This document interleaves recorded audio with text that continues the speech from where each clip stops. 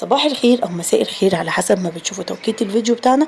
والنهارده بقى ان شاء الله هنعمل مع بعض الكريب. هنوفر 180 جنيه بكوبايه دقيق. عملت 3 كريبات مقاس 28 الكريبايه بكوبايه دقيق واحده. كريبايه كبيره ما شاء الله بتتباع بره. على حسب بقى هي محطوط فيها ايه. اقل حاجه الكريبايه بتبقى ب60 65، دي اقل كريبايه. في بقى اللي هو الصدق ب75 زي اللي انا عاملاه، في بقى بسطرمه ب95، على حسب بقى الحاجه اللي تبقى محطوطه جوه الكريب. احنا بقى هنوفر وهنعمل من كوبايه دقيق واحده هنعمل 3 كريبات، ولا هحط لبن ولا هحط بيض ولا هحط حاجه خالص. كملي الفيديو معايا وشوفي الكريب الاقتصادي الحلو انا عملته ازاي بطريقه سهله وبسيطه، وهتوفري وهيعجب ولادك جدا. يلا بينا نخش على الفيديو ونشوف المقادير. لو اول مره بتشوفيني اشتركي في القناه وفعلي زر الجرس على الكل واعملي لي لايك للفيديو وتابعيني بقى عشان يوصلك كل جديد. اول حاجه انا جبت كوبايه دقيق. تمام. هحط على كوبايه الدقيق دي ذره ملح، يعني زي طرف المعلقه كده ملح. واحط كمان معلقه بيكنج باودر اللي هي معلقه الشاي، معلقه كامله بيكنج باودر. واحط كوبايه ميه وهضرب في الخلاط او الهاند بلندر المتوفر عندك او بالمضرب السلك العادي اللي متوفر عندك. طبعا اضربي بيه، تضربي بمعلقه، المهم ان انت تربيه كويس قوي ما تخليش فيه اي تكتلات. هضرب كده وبعدين وانا بضرب هنزل بمعلقه خل وهنزل برشه فانيليا. رشه الفانيليا بتديله الطعم زي بره بالظبط. عجينه الكريب بقى لا بتكون تقيله ولا خفيفه، تكون وسط.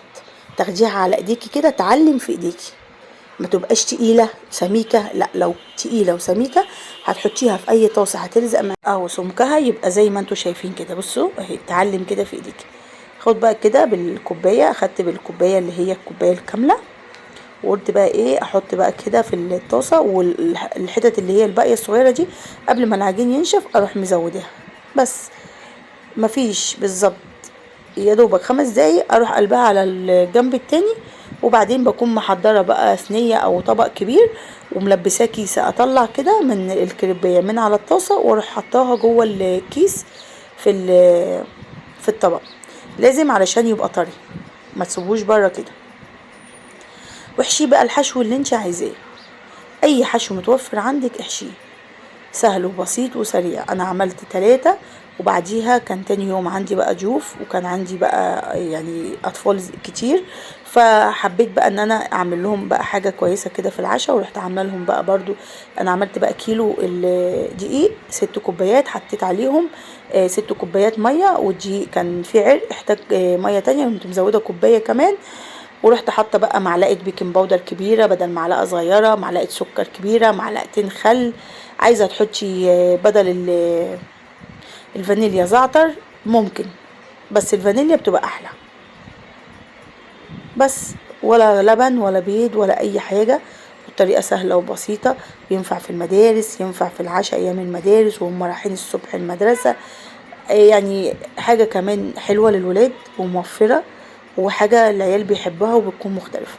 هاخد بقى كده احطه على الطاسه وهي سخنه، اسخنه كده من الجنبين يطلع زي الفل كده، وتقدميه لولادك جنب حبه شيبسي، جنب حبه بطاطس، مع حبه عصير ياكلوه ويفرحوا بيه. والحشو اللي متوفر عندك حطيه، سهل وبسيط ومفهوش اي حاجه. ان شاء الله يعجبكم وجربوه، وان شاء الله تعملوه لولادكم، وولادكم ان شاء الله ينبسطوا بيه. وانا هو دي كانت خلاص خلصته، حطيت كده معاه كده حتتين فلفل من المتبقيين وكلوه. الف هنا وشفا على الكلو، والف هنا وشفا على اللي هيعملوه، واشوفكم ان شاء الله في فيديو جديد. السلام عليكم.